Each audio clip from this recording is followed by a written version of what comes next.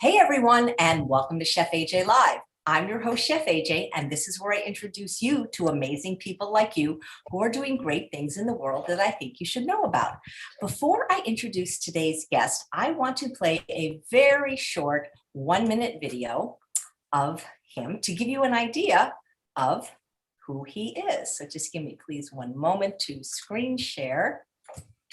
It's not my area of expertise. And of course, the computer is extra slow today, so you got to work on that. Maybe it's time for a new computer.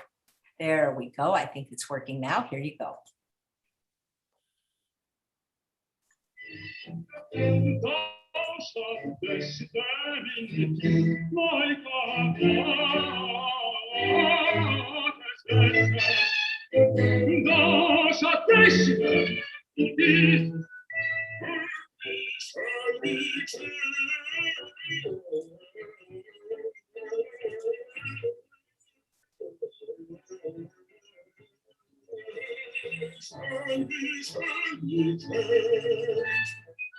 I want to cross over into campground.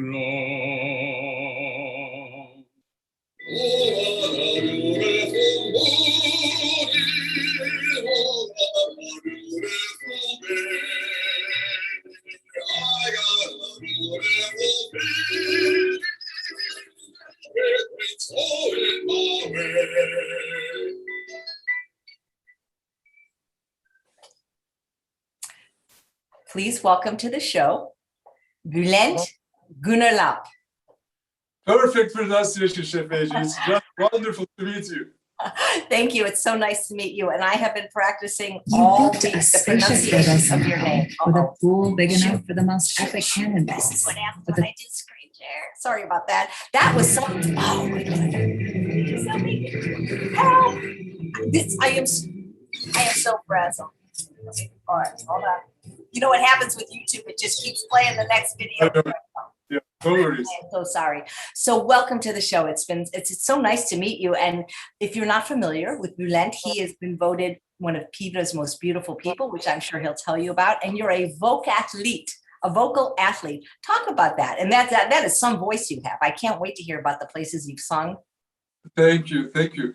Yeah, so I went through an amazing transformational journey, and in the end, one of the results was this an amazing transformational journey that I call the Vocathletic System.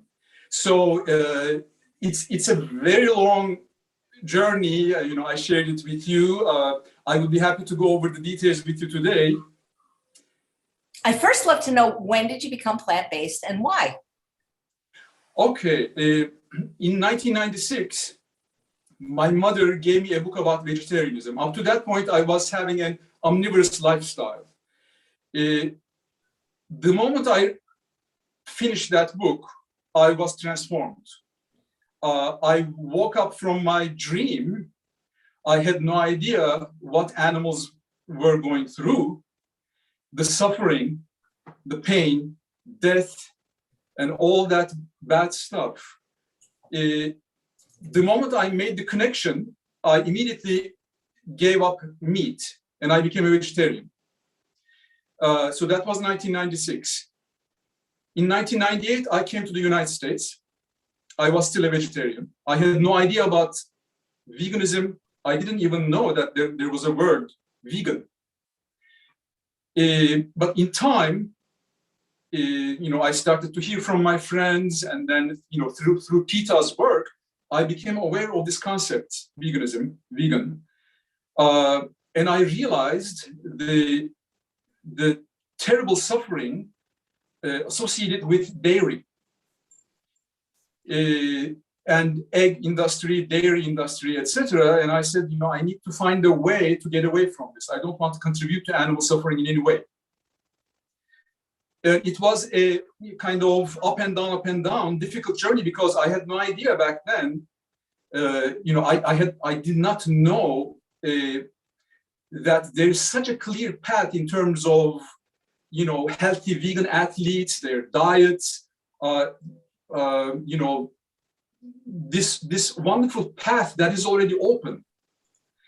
So in 2011, as I was getting ready for a Christmas performance, I was checking YouTube.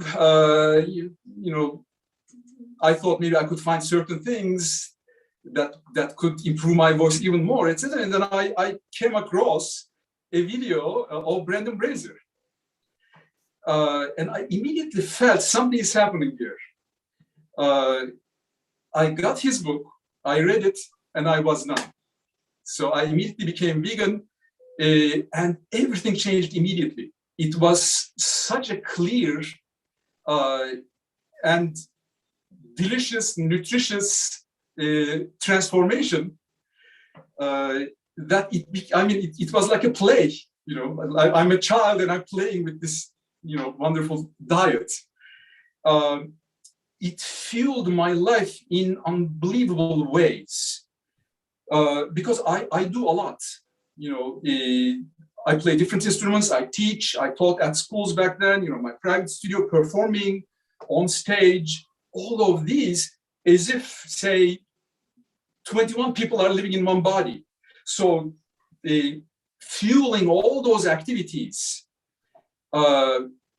This diet is so powerful that we can definitely say that everything you read on the cover of the book, front cover and back cover, all of them are true. I attest. I'm witness to that.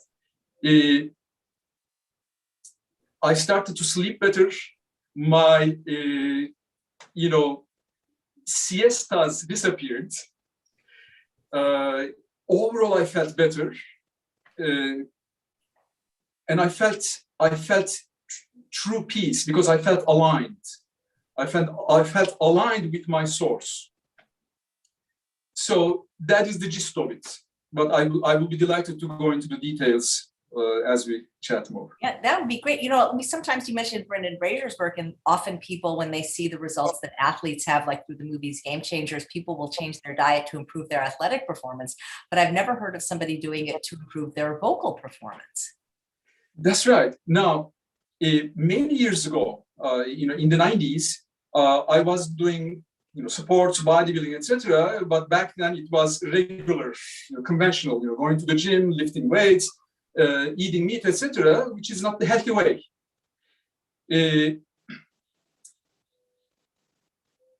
As I was checking YouTube for, to find certain things to improve my vocal performance, it wasn't necessarily, let me find a diet or something like that. It's just sometimes you find something,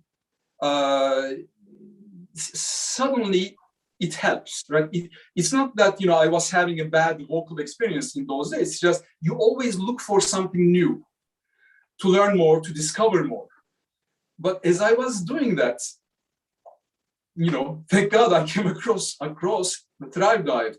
What is interesting is that many people think that this is just a diet. It's a diet. It's not. It is much more comprehensive. It improves, not improves, but it gives you athletic ideas about how to approach life. If life is a marathon, it gives you all the power, fuel, and outlook you need, to complete or to enjoy a successful marathon. And that's exactly what has been happening since I discovered this diet. And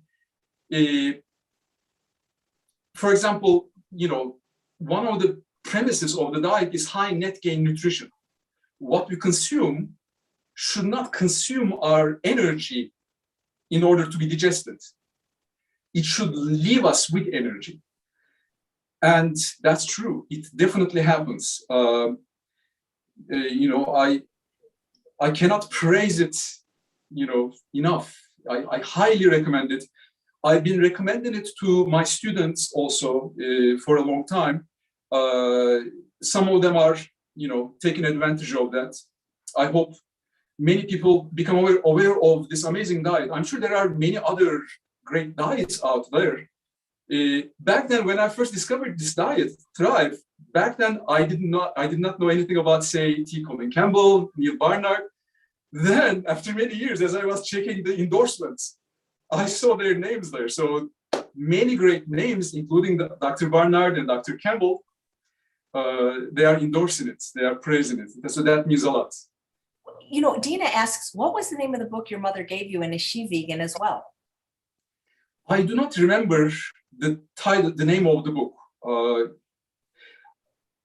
I think it wasn't a very, say, special book. Maybe it was, but basically what I read just woke me up from my dream. I just became aware of animal suffering.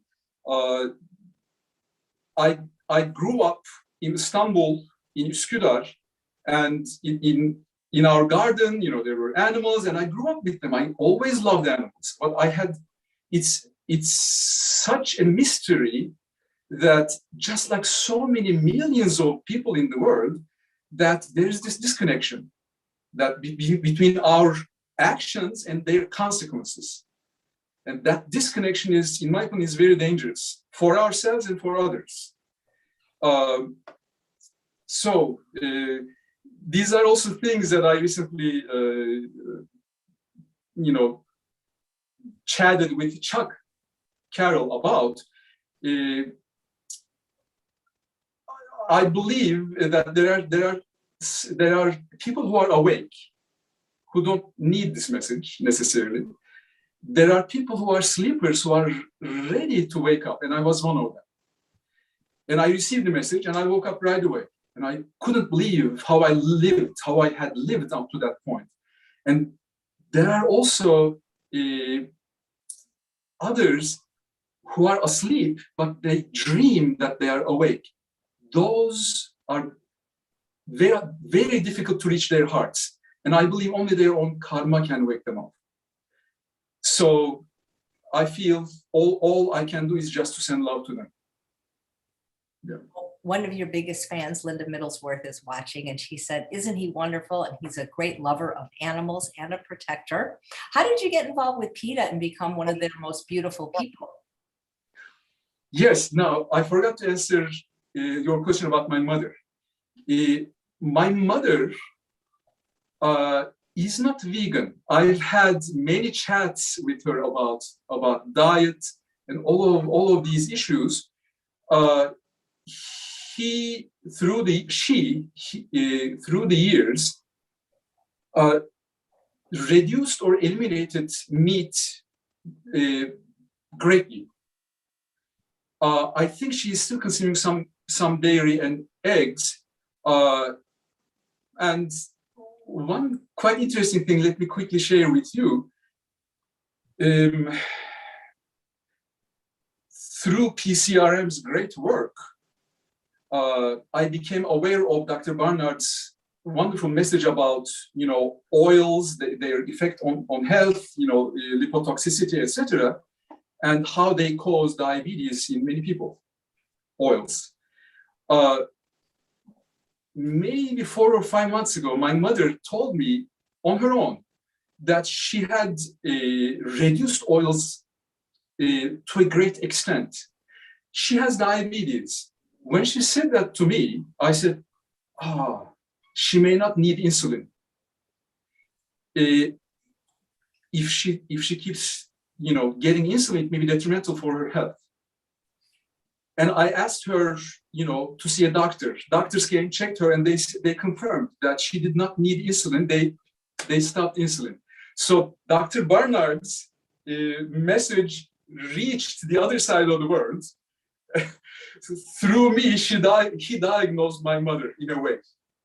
That was amazing. Now, your other question, PETA. This was, I think it was October 2020, right? I'm subscribed to their emails, I could get emails about, petitions, activism, etc.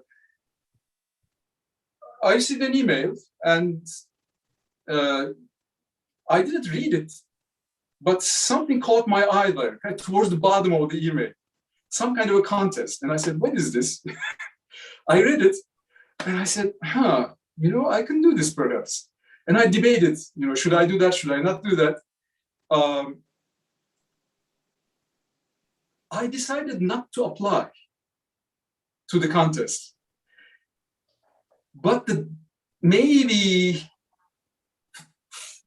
5 minutes before the deadline, I put everything together and I applied. The reason I was debating whether or not to apply is I don't like to draw attention to myself, and I didn't know what would happen if I ended up winning. So, but something in me encouraged me to do that, and I think that was the right decision, because it started to create so many opportunities. And for example, our meeting, right? My meeting with you, it's to a great extent it's due to that. So that's the answer to your question about PETA. Oh, wow. Well, congratulations on that. Linda was one of the sexiest people also. So no wonder you guys are such great friends. Tell us about some of the places you've performed, and what kind of opera do you do? Basically, I performed in Turkey, in different states, in Japan, Tokyo, and in different states in the United States.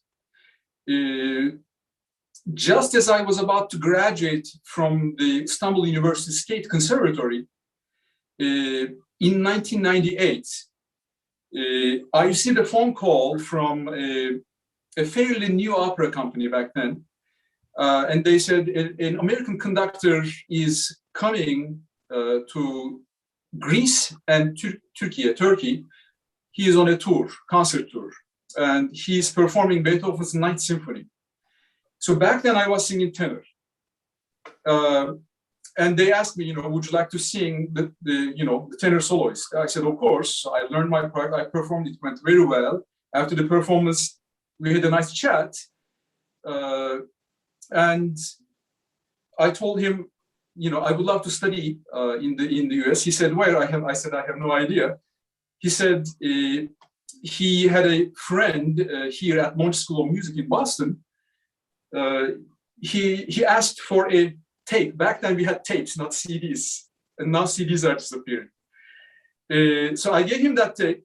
That tape came to the US, and then I received a scholarship, and I came here. So then we went to Japan. We performed there. In that 1 minute video, the opening performance is from that Messiah oratorio, Handel's Messiah oratorio in Japan. And if you notice, the following performance, which is a bass-baritone part, is from the same oratorio, Handel's Messiah oratorio. So I used to sing tenor soloist. Now I'm singing in a way bass soloist in the same work. But that is basically the picture. So I performed in Turkey, Japan, and in the US, different operas. This big transformation, switching from tenor to my natural voice, baritone, bass baritone, that range, that interrupted in a way my career in a big way. I still performed, but it was things were still moving around a lot. Yeah. That's great. I was thinking with diet, one thing for sure, dairy often causes a lot of phlegm in people, and that can't be good for people that are singers. Absolutely correct. Yes. Yeah. When I discovered Thrive, and when I started this amazing vegan journey, my health improved a lot. Now, I wasn't necessarily having serious health issues prior to my discovery of Thrive, but still, things were kind of off balance. I wasn't feeling right, mucus issues, this and that, and cold, flu, typical stuff. They all disappeared. And it may sound unbelievable, but the words doctor or hospital, etc., just disappeared from my dictionary years ago. That's fantastic. So when did the athlete part come to be? Because in that video that we showed at the beginning, you were kind of small at the beginning. Right. So as I mentioned, in the 1990s, I was doing sports, bodybuilding, etc., and I was pretty big back then. Then I came to the US, and my life became all studies and singing, teaching, etc. No support. So those gains, physical gains, disappeared. And perhaps I was even underweight here. And it's a big change. I mean, coming to a totally different country from the other side of the world, a different culture, you leave your family behind. And basically, it's a big spiritual journey, this whole thing. The physical side of it, the vocal part, athletic side, it's all there. But for me, it's all part of a big spiritual transformation. So shortly after I discovered the main Thrive book, I started to discover other Thrive books. So there are 4. One of them is Thrive Fitness. When I read that, with all that new energy just rising in me with nutrition, etc., I really felt the need, the joyful need to start exercising. And there were nice tips, by Brendan Brazier in Thrive Fitness. He talks about, his busy schedule, spending lots of time in hotels, etc. So, but he wants to exercise, right? So he talks about something called jungle gym, which is not a machine. It's just 2 straps, basically. And so I started to discover all these things, and I started to exercise at home. Without lifting weights, without going to a gym, just on plants, I started to see this amazing development. My voice was getting better. I was having this, physical transformation, which started to inspire my friends and my students, people around me. And a point came, maybe 2 years ago.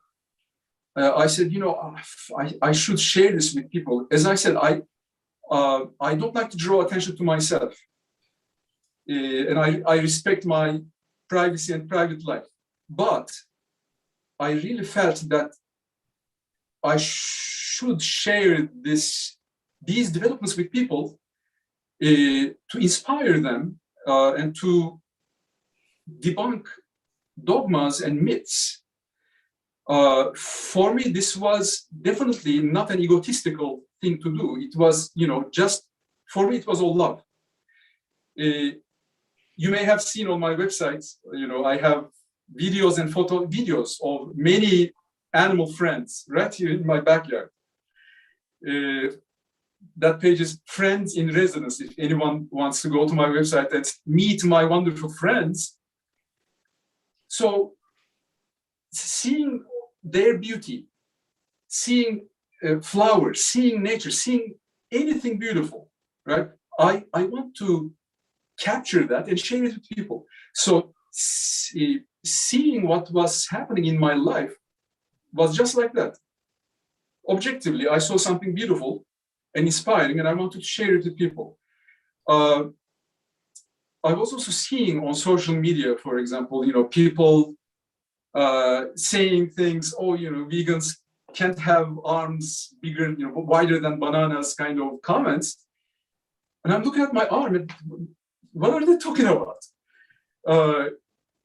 So I started to initially with hesitation, because it's a totally new face to share with the world.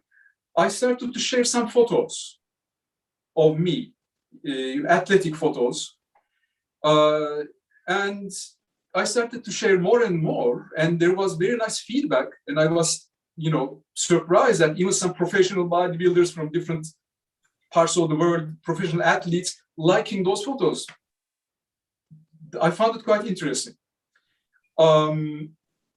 So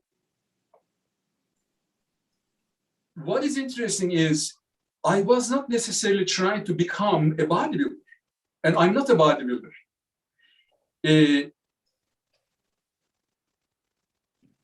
What I discovered in my vocal journey was this. The specific vocal organ is the larynx, but the entire body is the vocal instrument. And as I was going through this amazingly challenging journey, switching from for me, unnatural, for my body, unnatural tenor repertoire to baritone and bass baritone, I really wanted to work on this whole instrument, to tune it, and to improve the fitness of that instrument. So in a way, it started that way. The physical development is the byproduct of my vocal journey. That is interesting. And then it led to the PETA contest. And then as things got better and better, and the physical development just, kept going and going, Chuck Carroll noticed that on Instagram, because I made a gratitude post. As I was seeing all this progress, I said, including you back then, I made a big post on Instagram, offering my gratitude, Michael Greger, Dr. Barnett, Chuck Carroll, Chef AJ, everyone, Brandon Brazier. So Chuck Carroll noticed that, and then we started to communicate, which in the end, it led to this, wonderful interview. We did more than a month ago, and it was aired, I think, about 2 weeks ago. That's incredible. Could you share with us what your workout routine is like to have those muscles that you have, and what you eat? People always want to know what our guests eat in a day. Yes. My workout routine started very simply in the beginning. This is, by the way, this is all functional bodyweight training. So no iron, no bars and lifts, etc., and gyms are involved. It started with Jungle Gym, so people can look it up, Jungle Gym XT. And there are similar, things, out there. Again, it's not a machine. It's a very simple thing. And Brandon Brazier says that in hotel rooms, he improved his body in ways that perhaps he couldn't, in a gym, just using this Jungle Gym. I started with that, and I gradually started to add other things, like pull-up bar, and I'm familiar with Bruce Lee's Jeet Kune Do and martial arts. I think when I was maybe about 9, I was doing karate. So I started to add martial arts. I do yoga, especially a certain kind of Tibetan yoga. There's an amazing book I encourage everyone to read. It's called The Eye of Revelation. It's a book, a version of it I discovered many years ago. But when I discovered this, probably the closest to the original, The Eye of Revelation, I realized that there are many versions out there of this book which show incorrect breathing patterns, which may be detrimental. Anyway, so this book Tibetan yoga, certain rites, I do them every day. My own workout, it's again, it's jungle gym, martial arts, pull-up bar, and I don't know if there is such a thing out there, but I also started something like floor punching on a thick yoga mat. I find it very effective. So basically, I just use my creativity, and I came up with this, constantly evolving functional training regimen. I don't know if it helps, but yeah. Do you have any videos of you working out? No, I just have photos. I don't even have videos, but maybe I should create some videos. In terms of my diet, this was quite interesting. Chuck Carroll asked me this question, and I wanted to answer it, and then I had a diversion. I started to talk about something else, and I realized after the interview I had not answered this question. After that, I immediately created a page on my website called My Diet. So I encourage everyone to go to that page and see examples of what I have, especially smoothies. And yesterday I added some photos. Thrive Diet uses some oils, not in huge amounts, but about 1 year ago, when I started discovering this information about oils through your podcasts, T. Colin Campbell, Dr. Barnard, I started to question this oil issue. And I started to create a decrescendo on oils. So currently, I'm not using any oils, but initially it was a struggle because I think I had some kind of an attachment to oils. It gives a lot of energy to athletes.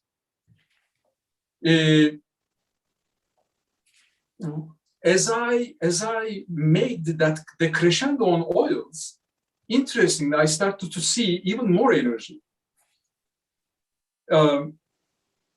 But basically, my diet right now is whole food, plant exclusive. I don't like, I think just like you, the whole food plant-based, whole food, just plants or exclusive.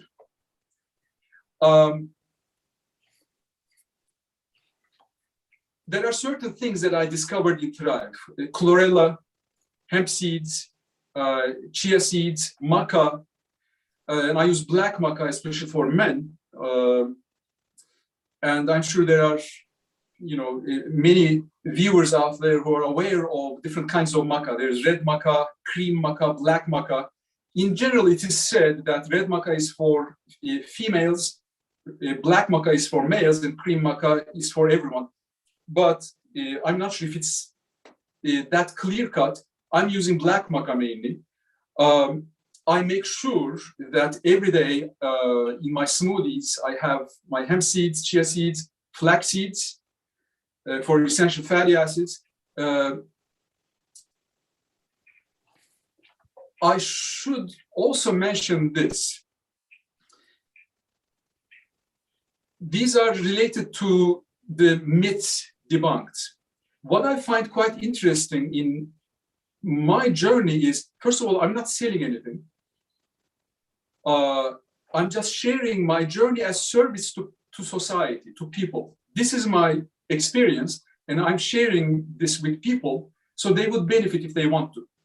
That doesn't mean necessarily they need my experience, but I'm just sharing it. That's my service. That's how I feel. With love. What I find interesting is this. It is possible to live our lives effortlessly, in a way, and having some amazing, witnessing some amazing transformations. How is it possible to have this development without going to a gym, without lifting weights, without supplements, without steroids, without all this stuff? There are still people out there, questioning, oh no, this guy is still, he's using steroids, he's not telling the truth, etc. There is not even a need to answer those.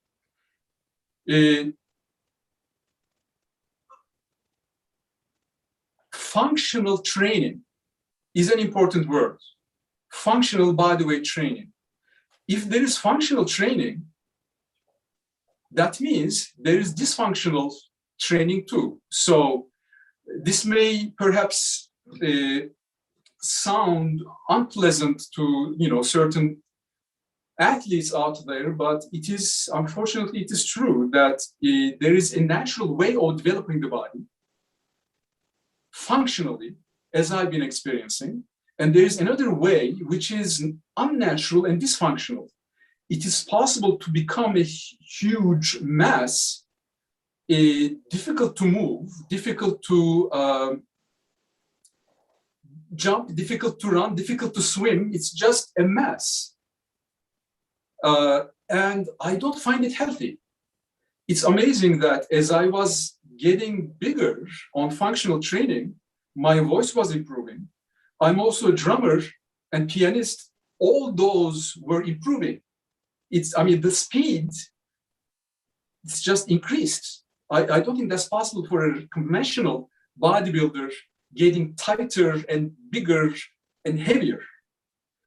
So I realized that it is possible to get big and still maintain agility and speed, just like a martial artist. So these are my just observations. I'm looking at my life. And I'm just looking at so many people out there advertising things in general, right? Meat, dairy, eggs, supplements, this and that, they all are unnecessary. And most of them are, all animal products are detrimental for health, that's for sure. And athletic supplements, some of them may be helpful, but I don't think they are food. Definitely not whole food. It's some kind of a processed stuff. It's not necessary, as my experience proves. So this is my message. This is my experience, and this is my message that as Dr. Milton Mills so beautifully clarifies on internet, he has speeches. He clearly says and scientifically proves that humans are strict herbivores. We are not omnivores who can make right or wrong decisions. We are strict herbivores. And it is indisputable.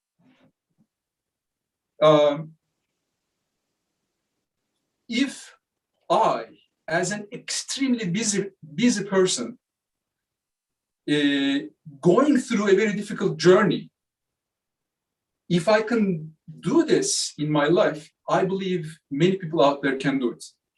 Because it wasn't as if I was just sitting in a corner without dealing with life and just focusing on these diet things. I was doing all of these in the middle of big, let's say, struggle, fight, in life, without knowing necessarily where I was going vocally. Changing a diet also affects everything, right? It affects your voice.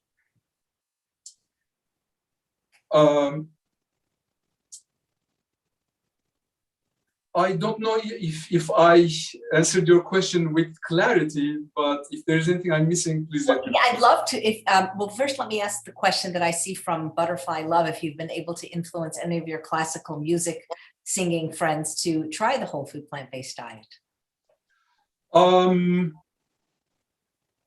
Not necessarily my colleagues, but many of my students went vegan. And that's a delight for me. And I encourage people to see the PETA press release that is actually posted on my website. If they go to Bülent's Athletic Gallery, right at the top, they will see the PETA press release.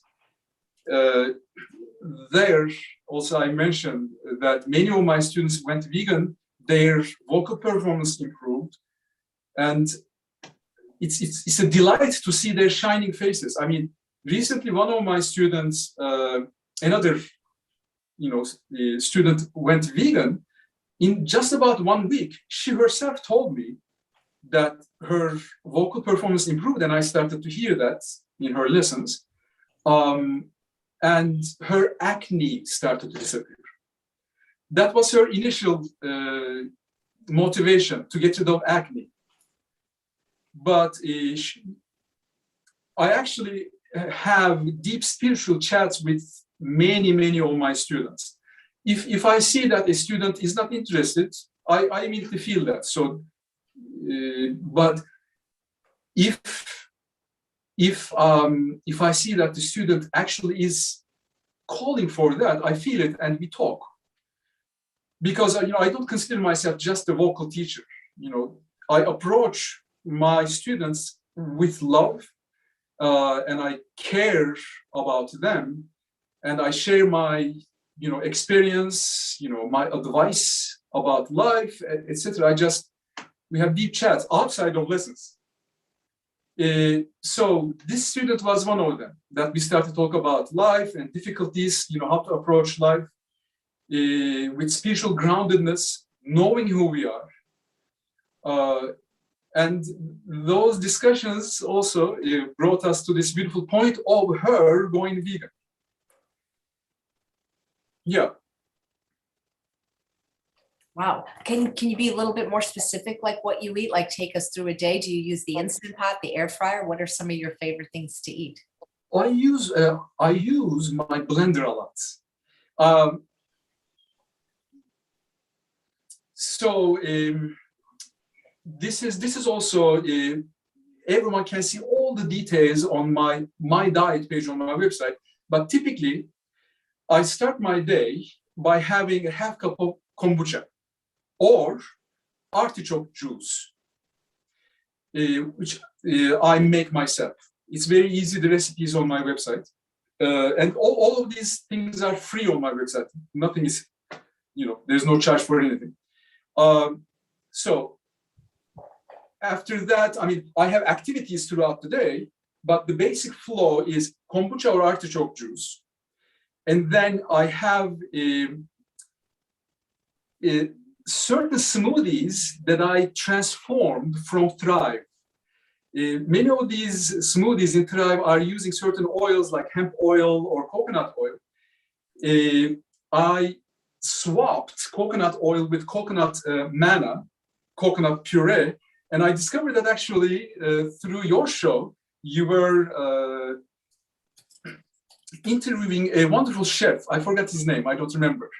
This was about 2 months ago. He mentioned this coconut puree, and I said, I can use this instead of coconut oil. So I started using that. And sometimes I'm leaving that out. So anyway, that was a little diversion. So I have this amazing, nutritious, and energy-filled smoothie, which has, should I go through the ingredients or? Oh, yes, please. Okay, well, here's what I should do. I should just turn on my computer and read it to you right away. Give me 1 second, it will be easier. Sorry about the delay. No worries. I have a few more questions. I'm on the page. Okay, so my diet includes whole plants. It follows the principles of and is largely based on Brandon Brazier's Thrive diet. See the health and inspiration page above. I do not use sugar, oils, processed foodstuffs, because I don't call them food, protein powders, athletic supplements, etc. And I should add no steroids, no collagen, no creatine, etc. I do not lift weights or go to the gym. I do functional bodyweight training. Some recipes are below, photos are at the bottom. Morning, kombucha half cup or artichoke juice 1 cup. The recipe is there. The first smoothie, I encourage everyone to try this now. It may, once I share this in the T. Colin Campbell, group on Facebook, some people said that it was a little too strong for their throats. They can leave out the spices, but the first smoothie, 1 banana, frozen, a 1/4 teaspoon cayenne pepper, 1/4 teaspoon cinnamon, 1/4 teaspoon turmeric, 1 teaspoon green tea, 1 tablespoon hemp seeds, 1 tablespoon flax seeds, 1 teaspoon gelatinized maca powder. In my opinion, it must be gelatinized. Raw maca can cause some thyroid issues and digestion issues. And then I add the only 2 supplements that I use. I add them to my smoothie. B12 tablet and a D3 tablet. I use a D3 tablet. I don't use an oil-based D3.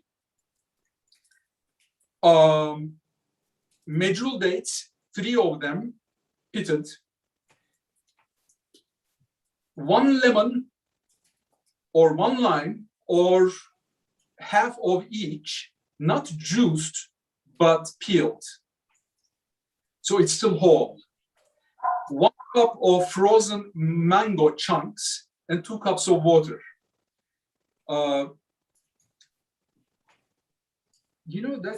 That's interesting. I think I accidentally left out something very important in the smoothie. I'm going to add it after the show. I add 8 coffee beans to this smoothie. Yeah, I'm looking at the list. I think I skipped that. 8 coffee beans. So that's the first smoothie of the day. And then I have other activities. The second smoothie, this makes 2 servings. Half, this should be, I should correct this also, a 1/4 teaspoon of sea salt, optional, sea salt or Himalayan salt, rock salt, 1/4 teaspoon, again, optional.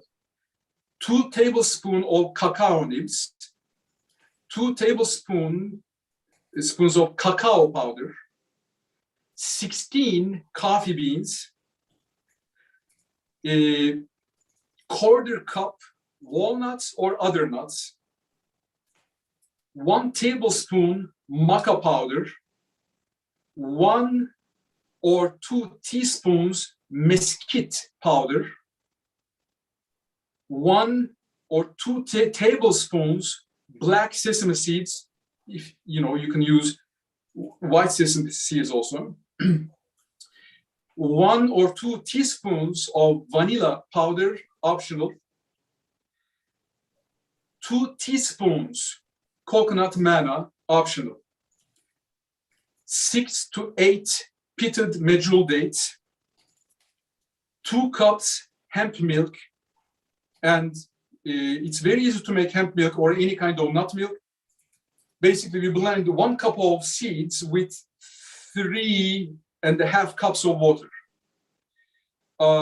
Half cup of coconut water and 2 cups water. So this is the second smoothie. If people are trying to lose weight, they can leave out coconut manna and even some of the seeds, nuts. Then I have black tea. I have my piano practice and drum practice, and I have my green tea. In the afternoon, I have and these are very much now based on Thrive, pre-workout smoothie. Should I continue? Please. Okay.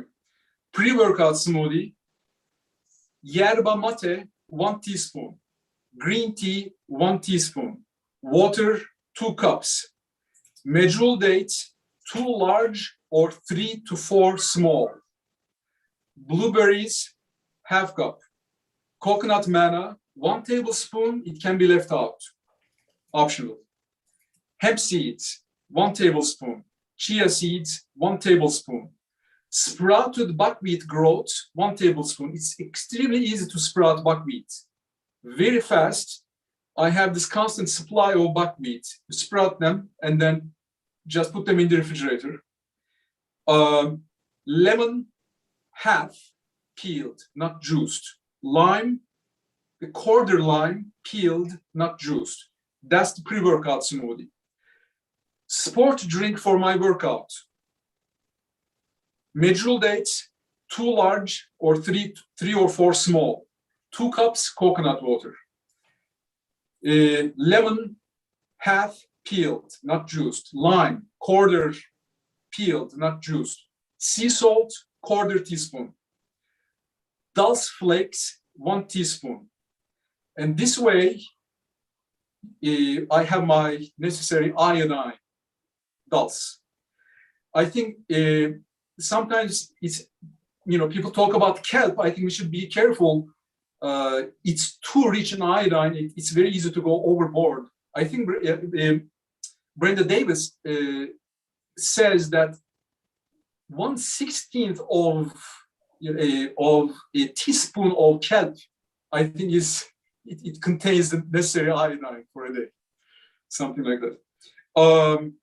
So I don't use iodized salt. I use dulse flakes. Post-workout smoothie, medjool dates, 2 large or 3 to 4 small. Pineapple, frozen chunks, half cup. 2 cups of water. Hemp seeds, 1 tablespoon. Chia seeds, 1 tablespoon. Sprouted buckwheat groats, 2 tablespoons. Dulse flakes, 1 teaspoon. Maca, again, gelatinized, 1 teaspoon. And chlorella, 1 teaspoon. A while ago, I was reading somewhere that Dr. Greger, he's making popcorn, and then chlorella and popcorn, and he's having fun with his kids eating popcorn with chlorella. I've never tried that. Then after the workout, I go to my inversion table, and that is my power nap daily in my inversion table, but I sleep upside down. So my feet are pointing to the sky and my head is down. I'm completely upside down. I'm not saying to anyone go and do this right away, because you need to get used to that in time. You want to be careful about pressure on the eyes and brain.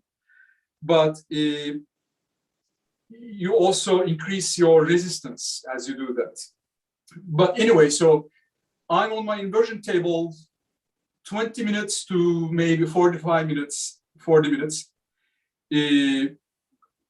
Prior to this, my workout also is typically about 45 minutes, sometimes 1 hour.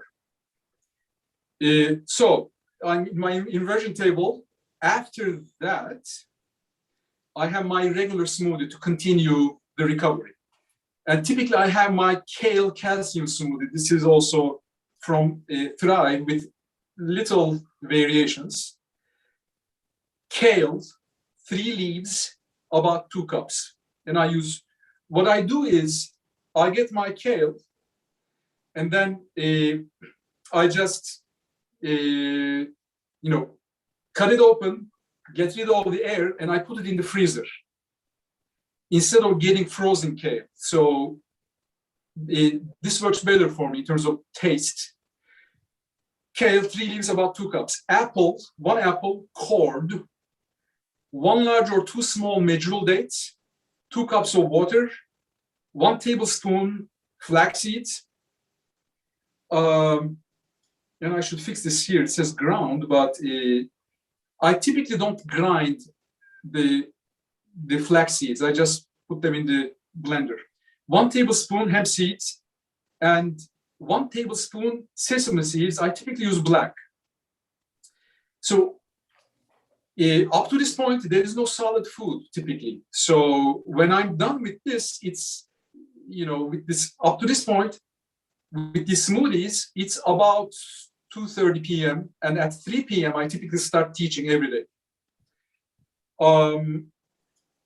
Between lessons, I'm not that hungry.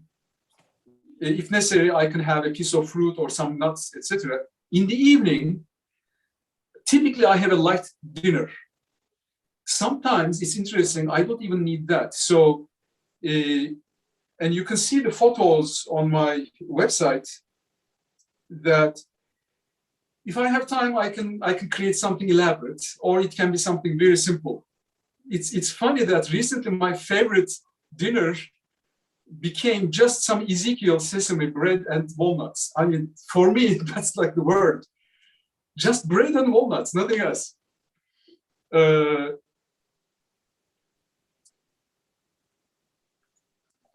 I find it quite interesting that after this is quite fascinating, and I'm sure there are some studies about this, I'm sure, out there. As I left out the oils from my diet, my overall efficiency improved.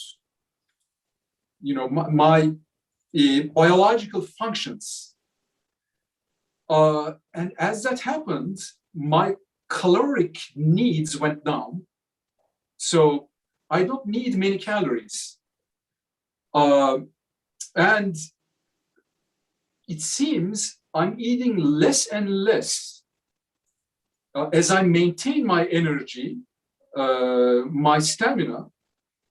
So Brendan Brazier also talks about this, that it is possible for this machine, the body, to run efficiently. And then he calls it grazing, that you just eat here and there a little and you are fine. Now, that may not work for everyone. Some people may need to have, timed meals, especially if they have certain health issues. But I'm just sharing my experience. I find it fascinating that as I eat less and less, my energy is increasing more and more. This also brings me to an important point, that in the West, there is a big emphasis on nutrients, macronutrients, nutrients, micronutrients, etc. But in the East, it's much deeper than that. The energetic qualities of the food. That's why raw food is critical. I'm finding that I'm getting more and more away from cooked food.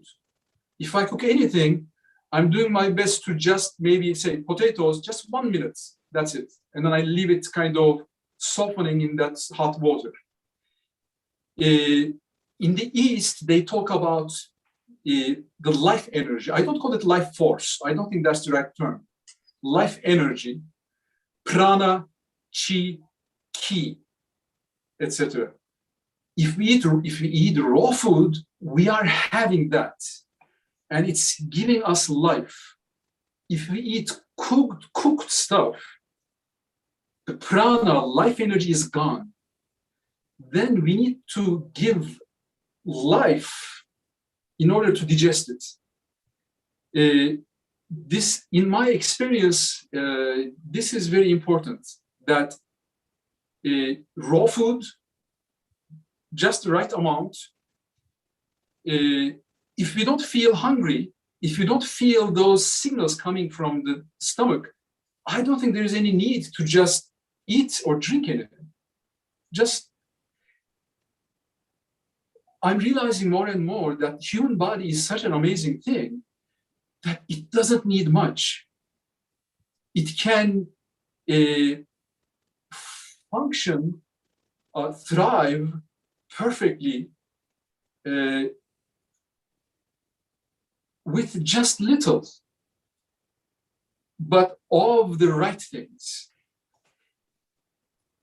The other very interesting thing is, I hear so many people talk about food, which is fine, right? But food is not just what we put into our mouths. Everything we take in through our senses is food. What we feel, what we think, what we harbor in our minds, that is also the food. It can be poison, knowingly or unknowingly poisoning us, like a virus working, in a computer. Lifestyles, how we live, how we think, how we feel, of course, what we eat, but most importantly, in my opinion, our spiritual lives. These are critical. It's a much bigger picture than just food. That is my experience, and these are things that I share also with my students. Now,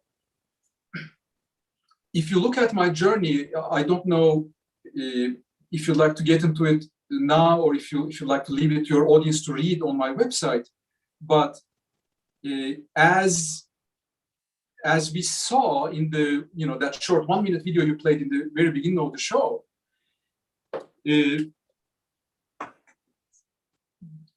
there was a huge, maybe unheard of transformation that I experienced. I studied at basically. I started, my vocal studies with my mother and a great famous Turkish soprano, Suna Korat, as baritone. Back then I was singing baritone. Then I entered the Istanbul Conservatory. After 1 year, I was advised to switch to tenor repertoire. That was the beginning of a very long and very challenging, very difficult journey. But I'm grateful for that, because that journey brought me to this point. As if what's the name of it? Blacksmith? Am I saying it right? People who work on iron and swords. Yes. Yeah. So they just put that stuff in fire. They pound on it, etc. In the end, they create something beautiful, right? A work of art. So I can humbly say that my experience is something like that. I went through that fire, that pounding, that difficult journey, which was like emptying an ocean with a teaspoon in about almost 2 decades.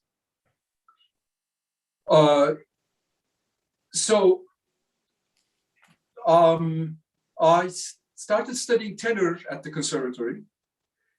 Then I came to the US. I continued my studies here in 2 schools, still studying tenor.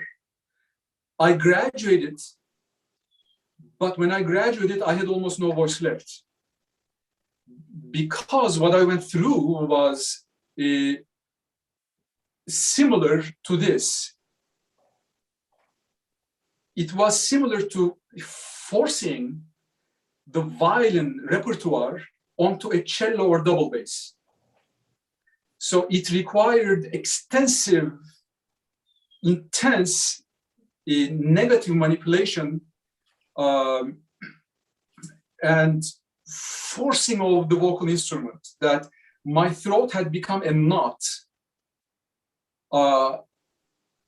And I had to stop singing for about 1 year.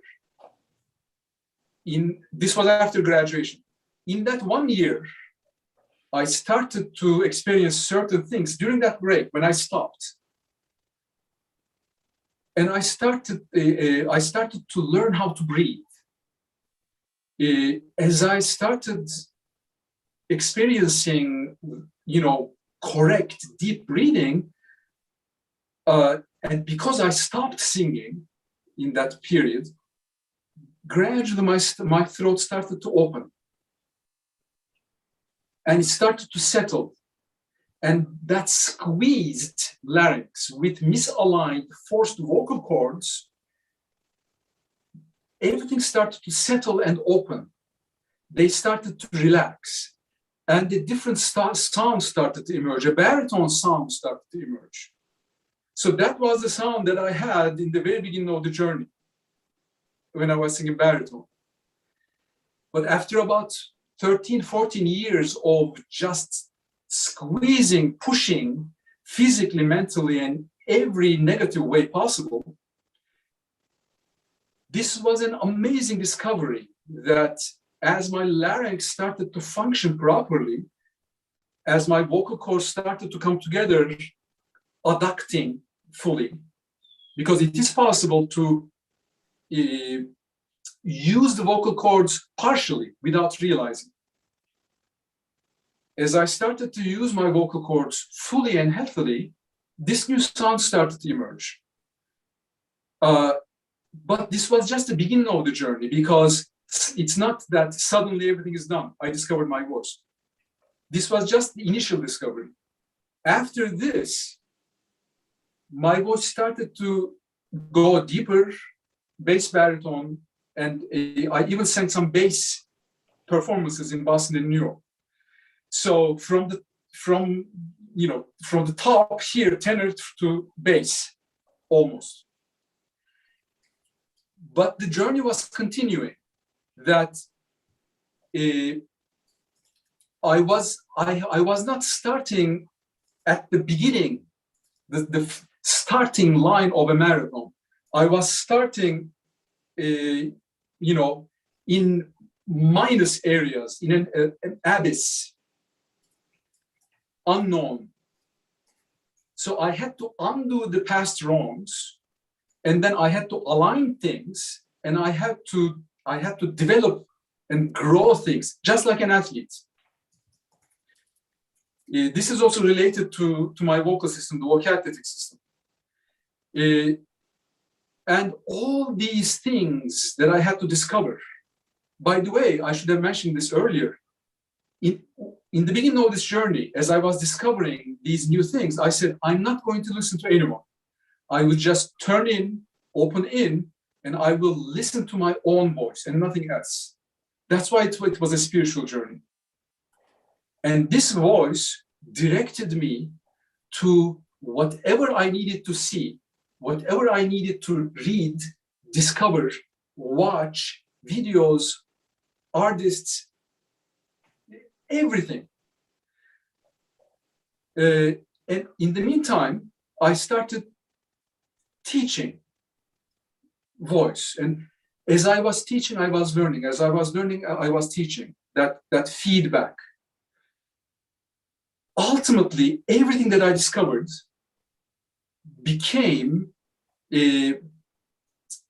certain pillars of this method. That all the tools that I used to rescue myself from that hell, until I reached, say, the vocal heaven, all the tools that I used are part of this vocal system, which ended up debunking widespread, long-standing vocal myths. And later, as the athletic side of things came into the picture, they started to debunk athletic and nutritional myths. So I just find it fascinating that when I look back, from tenor to bass baritone, from a thin, almost underweight, person to someone who looks like almost like a bodybuilder. As I said, I'm not a bodybuilder, but it's this development just surprises me deeply. Now, I hope how did we get into this? You had a question, and as I was trying to address that, start to talk about this whole, journey in detail. Did I miss anything about Yeah, your mainly question? because people were wanting to know what you eat in a day, and you were telling them what were in your smoothie. And then someone asked, Jesse said, "Why do you put whole coffee beans in your smoothie?" Uh, why do I put whole coffee beans? Does that mean instead of ground coffee, or why coffee at all? Why don't you answer it both ways? Okay.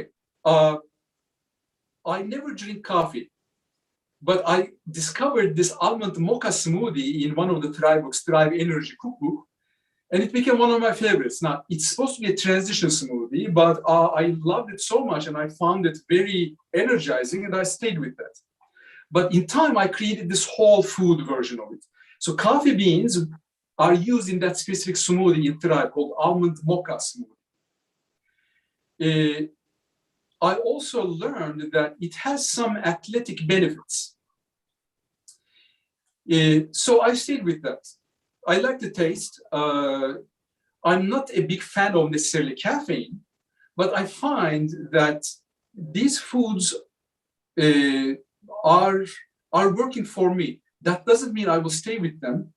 I'm open to change. As I said, the amount of food that I'm having daily, it seems it's going down and down as I maintain my energy level.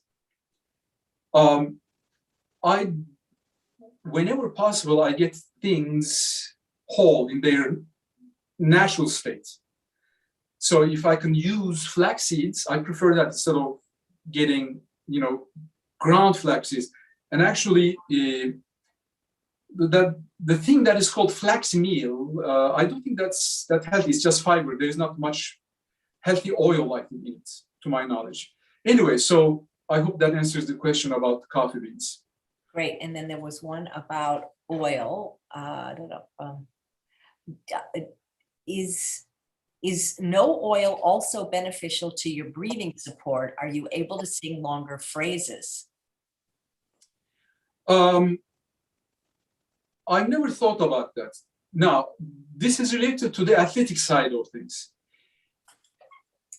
If I leave the oils out, as I do sometimes, and if I still find, if I still feel fine in terms of energy, either way is fine. Now, there is one big misconception about breath control, breath support, and singing long phrases.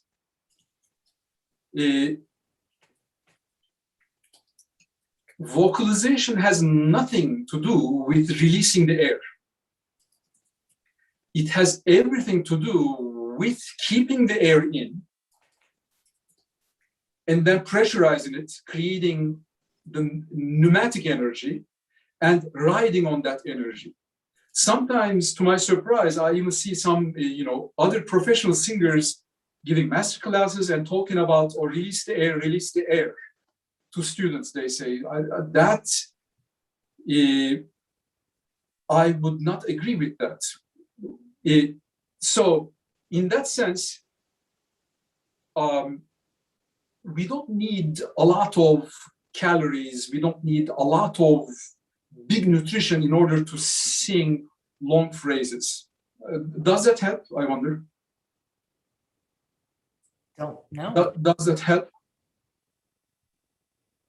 I'm not a singer. You could tell me. I mean, I hope it answers the Oh, does question. it help? I thought you were asking if the oil. Okay, I'm sorry, I misunderstood. Yeah, Jessie clarified that she wanted to know why use coffee at all, and do you use the roasted beans or the green beans?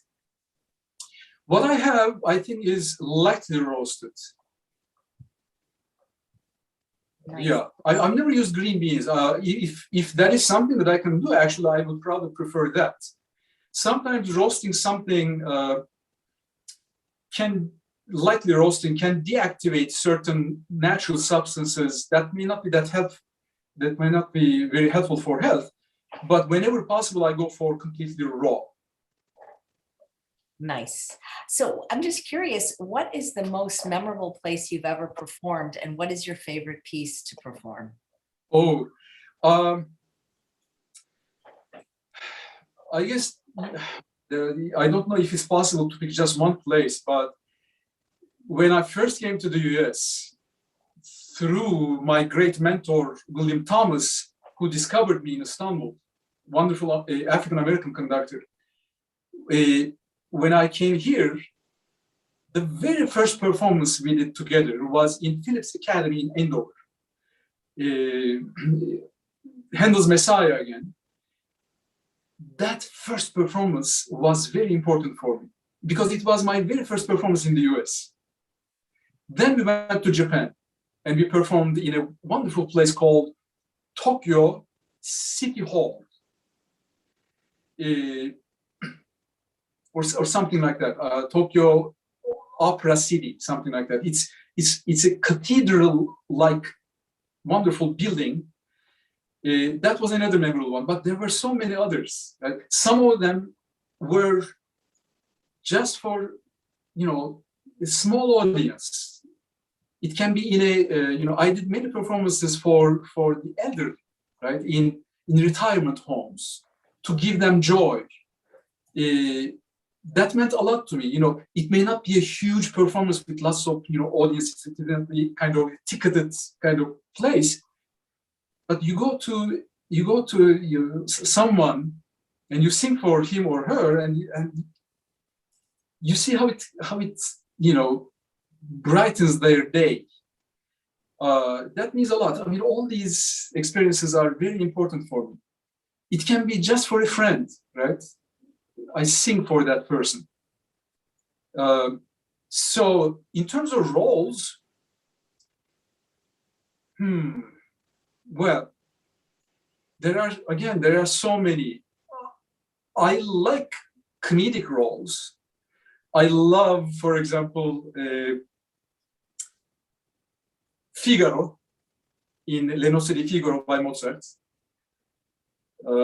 That's one of I love Monty Andrei. In the future, if you do a live singing, I would love to sing that, for example. Another one is Don Magnifico in La Cenerentola. That's a blast, a comedic role, and the audience can go to my website and see in the Bülent's baritone performances page. They can see, some arias, some examples of these. Some of them are not full operas, scenes or arias or duets, etc. But I don't sing just opera. I sing everything. I don't believe in such a thing as operatic technique. There is one natural way of vocalizing. It's similar to driving a car. You learn how to drive, and then using the same technique, you can go to here, you can go there, you can go, to the center of the city or, different places, same technique. The journeys are different. The technique should never change from style to style. Unfortunately, the way certain opera singers sing in time created that stereotypical operatic singing, right? Kind of darkened and, very almost comedic, unfortunately, way of singing. But if you look at great singers, they sing as if nothing is happening. If you look at singers in different genres, it can be pop, jazz, even rock, Broadway. If they know what they are doing, the way they sing technically is transcendental. They apply the same technique to different genres. A great example is John Denver, and interestingly, I was chatting with Chuck about John Denver because of his activism. He was a great artist, a great singer-songwriter, and he was a shining soul. But I don't think many people are aware that he has an amazing vocal technique. I don't even know if he had vocal training. But this wonderful, effortless, supported voice, beautifully focused, and nothing is artificial.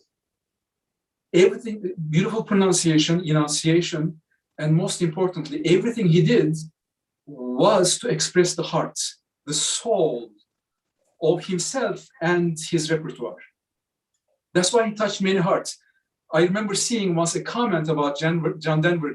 Someone was saying on YouTube, John Denver's music is litmus test for the soul. I love that. Litmus test for the soul. Yeah, so I sing in different genres. I don't sing metal or rock, but I almost sing, almost all else: spiritual, jazz, pop, Broadway, opera. So that is, I hope that answers the question. Jesse says, what is your favorite musical or operatic role? Musical. Well, it's not necessarily my role, because at this point in my life it will not be suitable for me. But I love singing, Curly from Oklahoma, at least over the beautiful morning, right? If I want to focus on a specific musical or Broadway role, Man of La Mancha, Don Quixote or Don Quixote, that would be a great role for a baritone. Brian Stokes Mitchell is very famous for that. And I'm sure everyone knows The Impossible Dream, right? That wonderful, wonderful piece. Javert in Les Mis.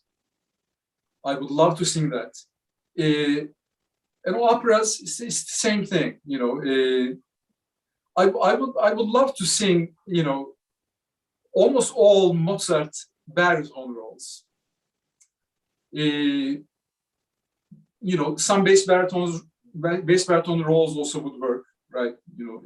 Like Figaro. What else? Oh, I would love to sing, and I sang it in many concerts. South Pacific. I sang many times. Some Enchanted Evening, This Nearly Was Mine.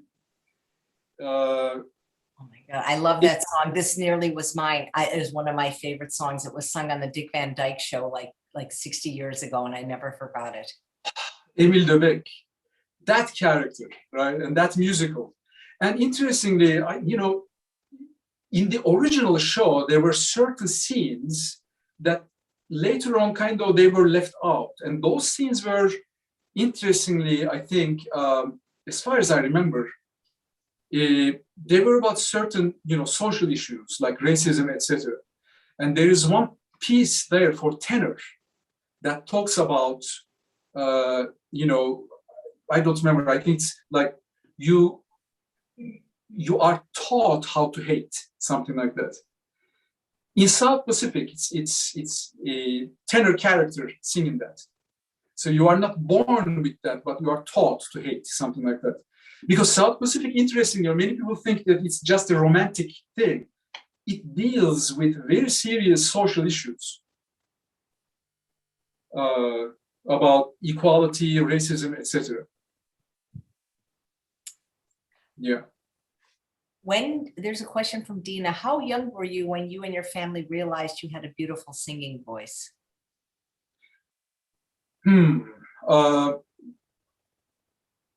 When was it? It was, I think, 1988.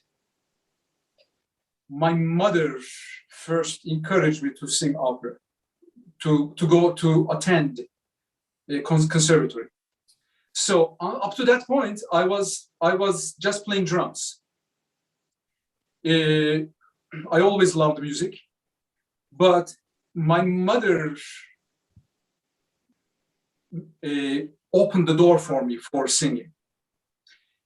So it must be 1988, because I entered the conservatory in 1990.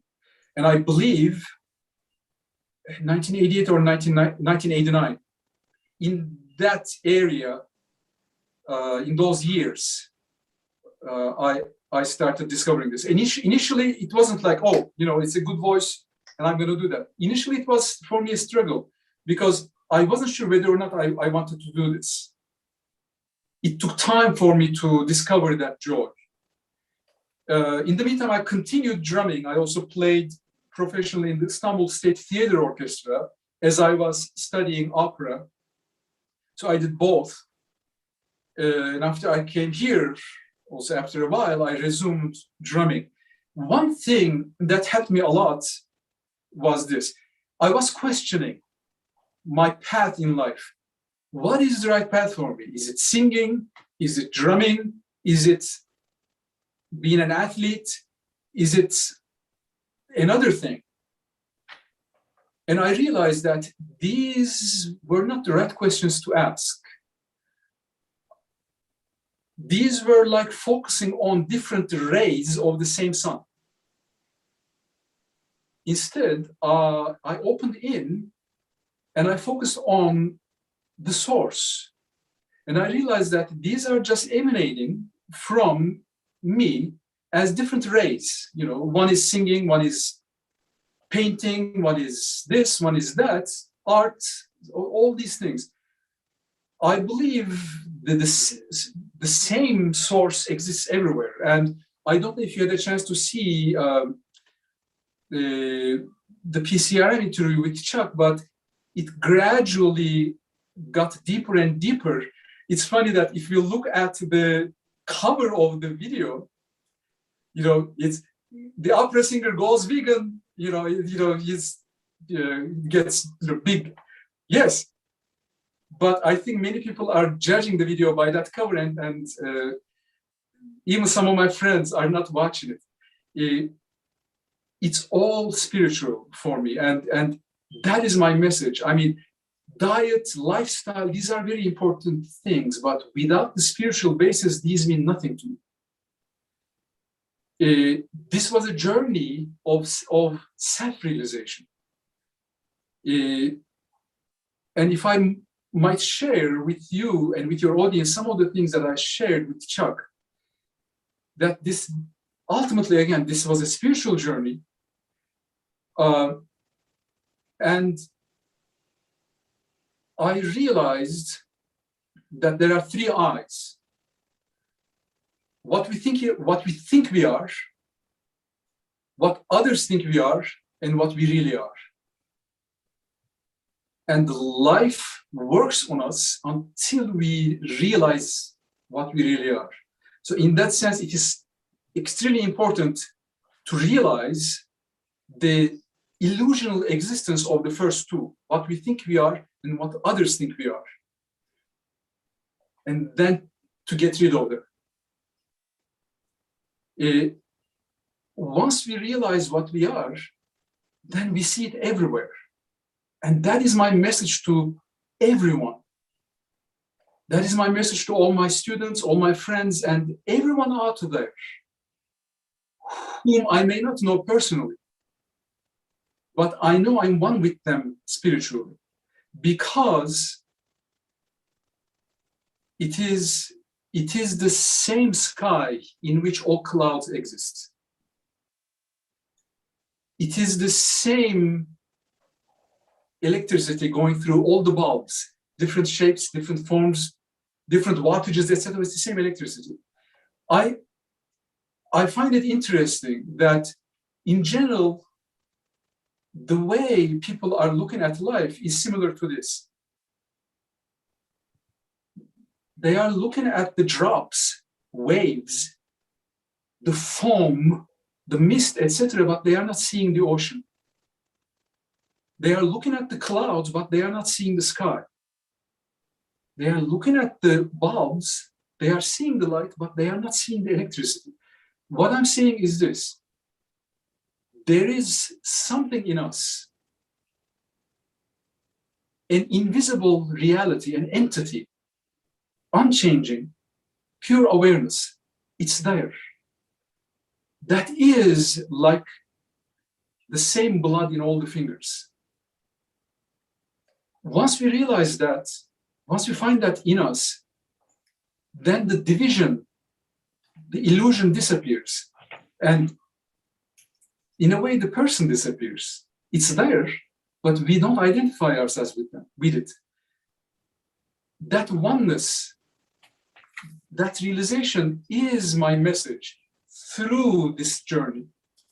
Diet is a big part of it, because what we eat affects this journey. At the gross level, what we eat forms the body. What at deeper levels, it forms the mind. And what we eat has vibrational qualities. So if you want peace, the answer is clear. Why not, honoring our nature and just happily live on plants and leave the animals alone, leave that suffering behind. When I don't know if it's okay with you to, get into, some of the more detailed areas of this discussion, but if I may mention something about, say, George Floyd, is that okay? It's okay with me. Okay. When he passed away, I immediately felt the need to write something in honor of him. And it is on my Facebook page, and for a long time it was on the homepage of my website. But the basic message was, one day, all 10 fingers of humanity, all painted in different colors, one day they will have the courage to look within and see something in them called the blood, representing that essence. Then they will look out and they will see the same essence everywhere, from sea to stars, from plants to animals, in everything.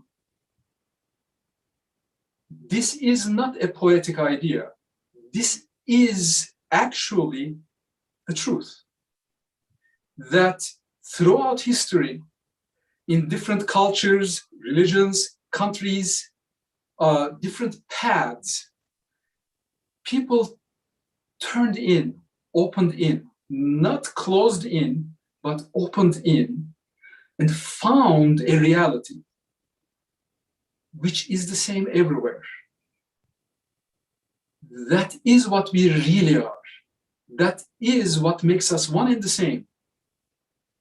That is what I see in this body. That is what I see in you. That is what I see in your audience. That is what I see in my animal friends. That is what I see everywhere. People call it by different names, right? Some people call it love, some people call it light, some people call it God. Fine. There is a nameless and formless entity behind all the names and forms. It is the same in all periods of time, past, present, and future. And that is the meaning of real. If something changes, it's not real. It appears, it changes, it disappears. It's an illusion. There is only one thing that never changes. That thing is what we are. And in these examples, when I say sky, that is representing that. If you find that in us, then we can see it everywhere. Then the rest is peace. And I believe the biggest problem, biggest obstacle in this realization is this conditioning. It can be social conditioning, it can be, cultural, religious conditioning, etc., whatever it is. The biggest obstacle is identifying with a name and form, with a body. That is the biggest illusion that creates I believe that is the root cause of all the ills of humanity throughout history.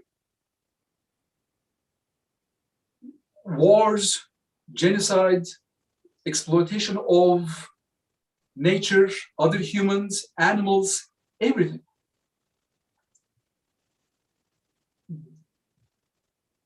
That is the, in my opinion, if I might say, the most dangerous illusion. If I see myself in an animal, how can I harm it? There is only love. And love, again, is not a poetic idea, but it is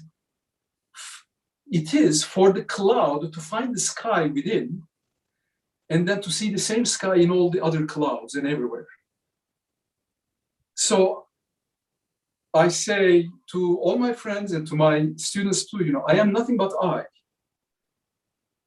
And that I is not personal.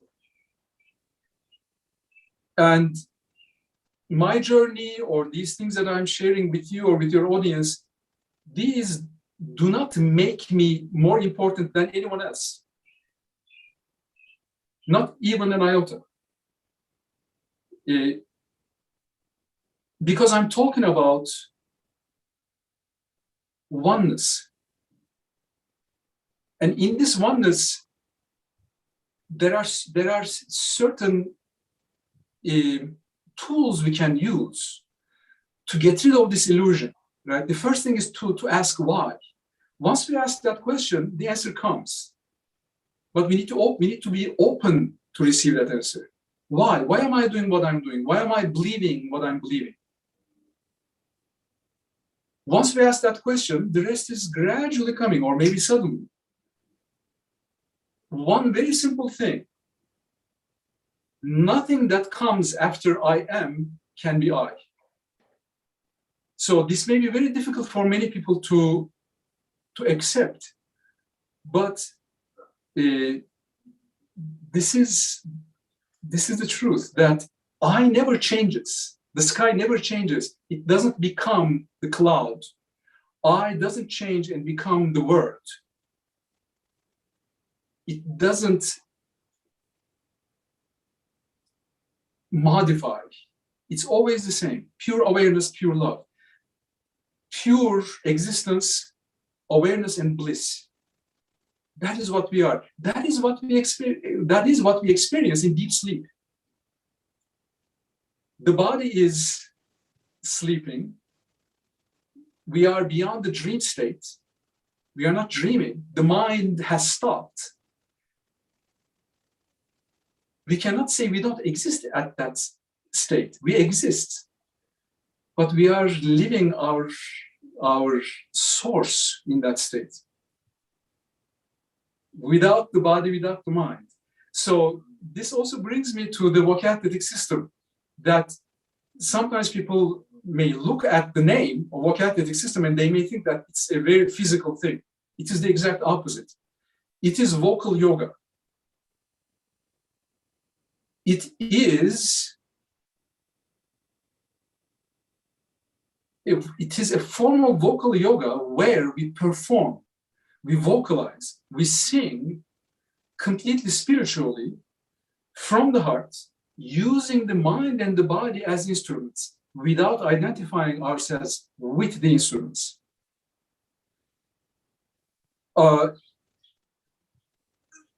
In many spiritual discussions, on different platforms, I'm seeing certain terms, certain approaches, and I'm thinking, these words are powerful. And unfortunately, I feel that certain words are used in not so helpful ways. For example, many people talk about mindfulness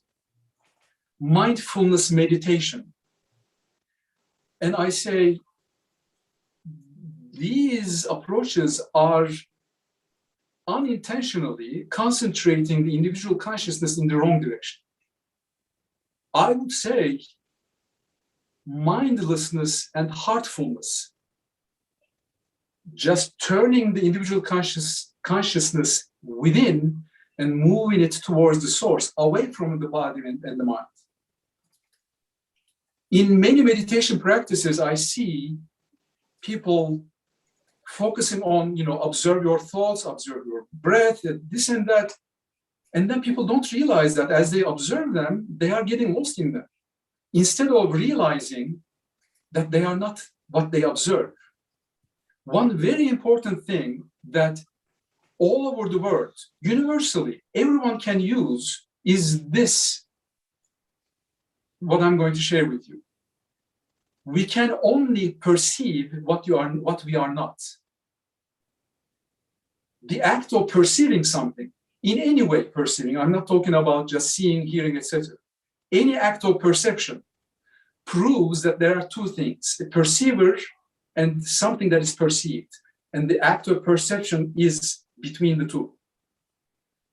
The act of perception proves that these two things are different. Once we realize this, we start to peel off the layers of illusion, and we get rid of anything and everything that in life we added to this picture.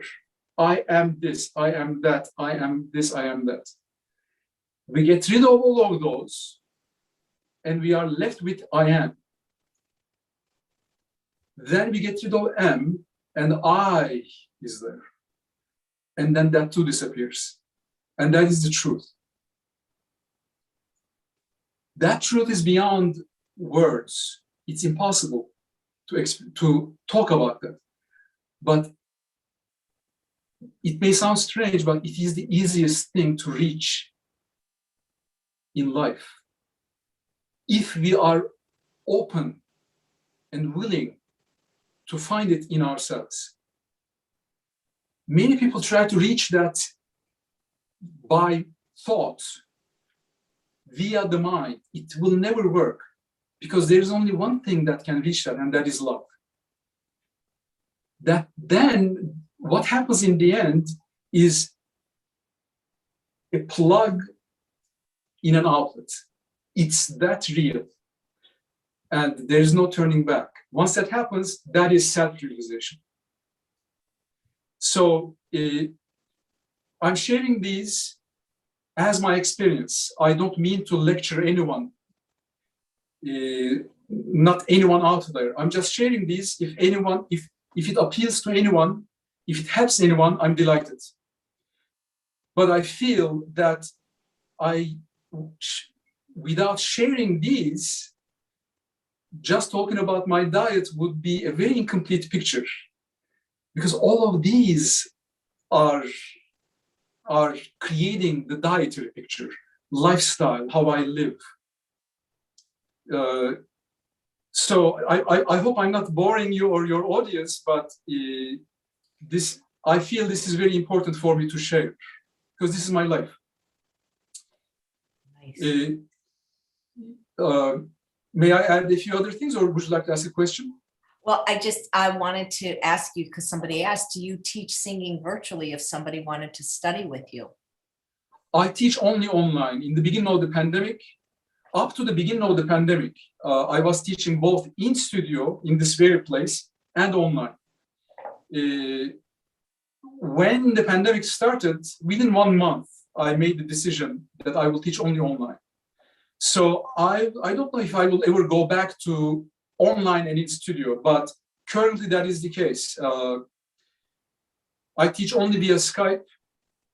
And one of my students, actually she's watching right now, I think, England, she's in England. She had started her lessons here.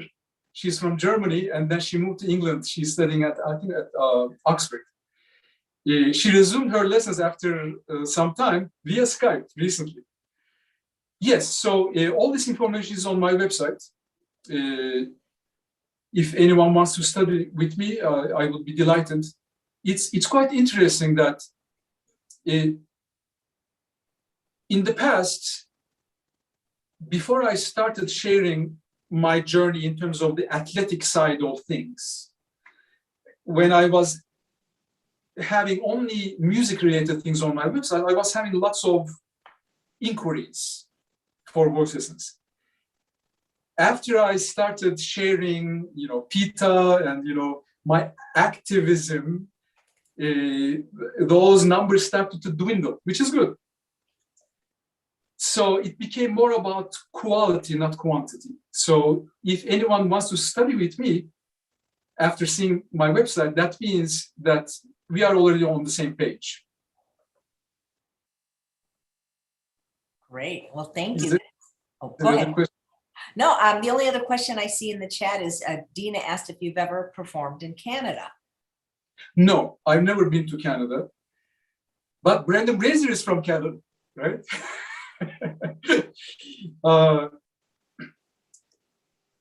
May I share a few other thoughts, or am I? Absolutely. Okay. We have a few minutes left, and then I want to end with a bang by playing a short video of you actually performing. Oh, thank you, thank you. Yes, so I'd like to share with you the image that I shared with Chuck Carroll. I find that this helps many friends in terms of seeing what I'm trying to share. The image of a rosary. A rosary has many beads, but there is a string that keeps them, that makes them one. Without that basis, the beads would be all over the place.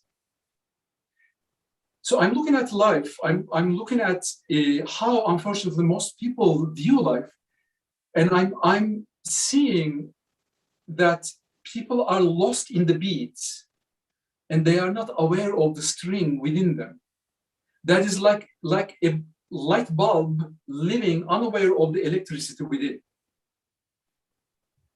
My wish for everyone is, let's be courageous enough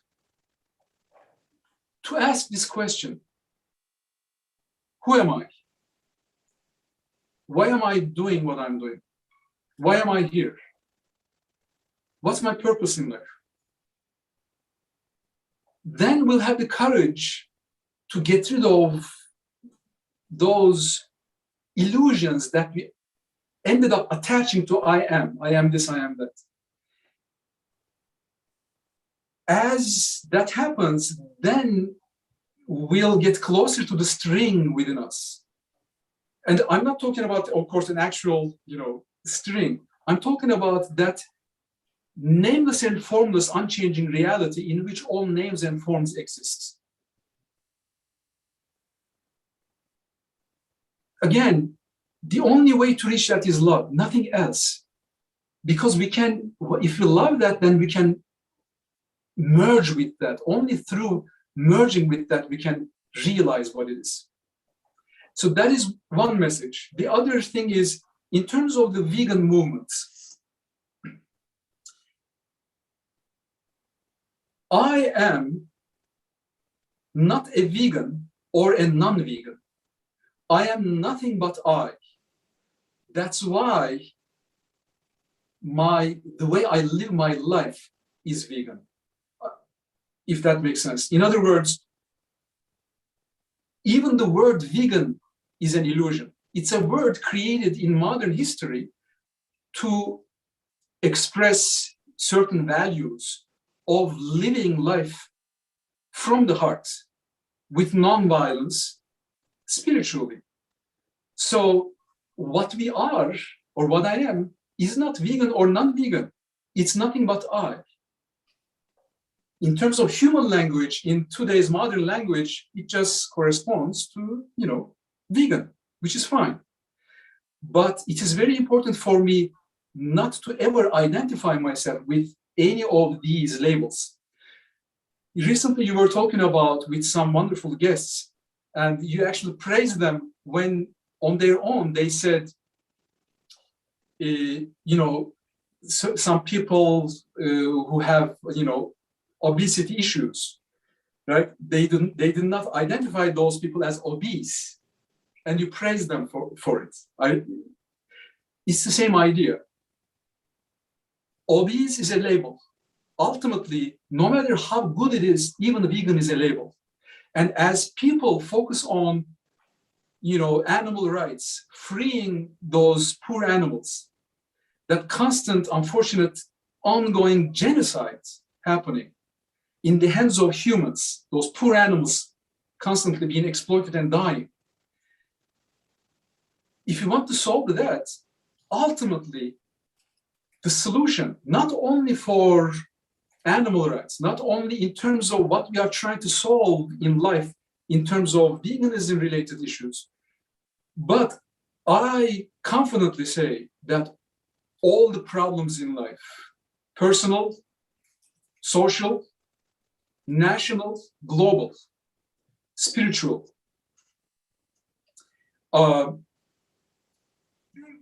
wrapping up very quickly, there is only one solution, and that is love. If you stop, if you say vegan, non-vegan, it's also causing division. I just want to mention that. Let's just love non-vegans too. Let's find the same sky in them. Let's see the same string in those beads. That doesn't mean we approve what they do. Let's just love unconditionally. That's my message. Well, that is a very beautiful message. And thank you so much. It's been wonderful getting to know you, but don't leave, people. I'd like you to make sure to come back tomorrow when my guest is Dr. Appcompanist. She is a lifestyle medicine doctor working with my personal lifestyle medicine doctor, Dr. Wayne Geisinger.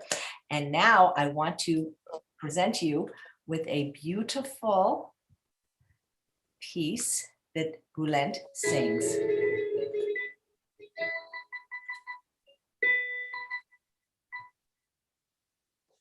There's a bright golden haze on the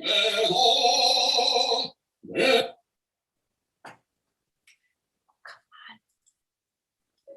Starting again.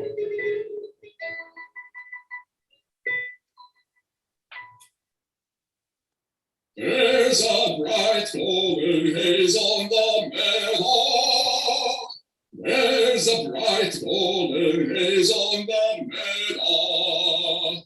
The corn is as high as an elephant's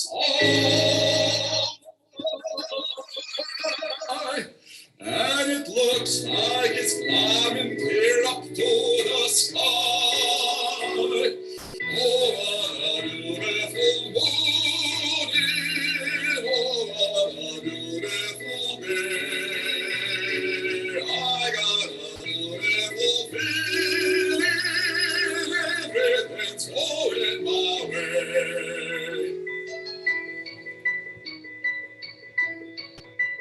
All the cattle are standing like statues.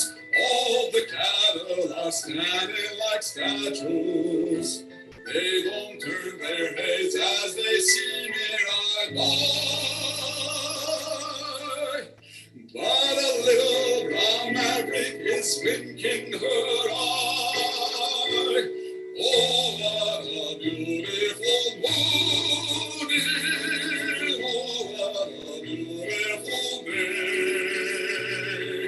I got a beautiful feeling, everything's going my way.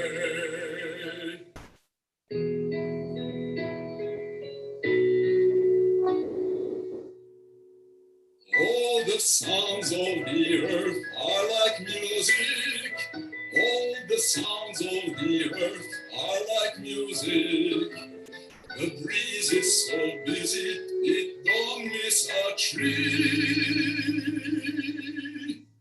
And an old weeping willow is laughing at me. Oh, what a beautiful morning. Oh, what a beautiful day. I got a beautiful feeling, everything's going my way. Oh,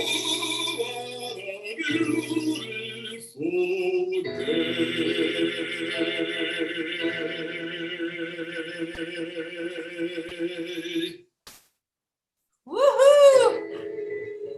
How long can you hold it? Oh, am I back on?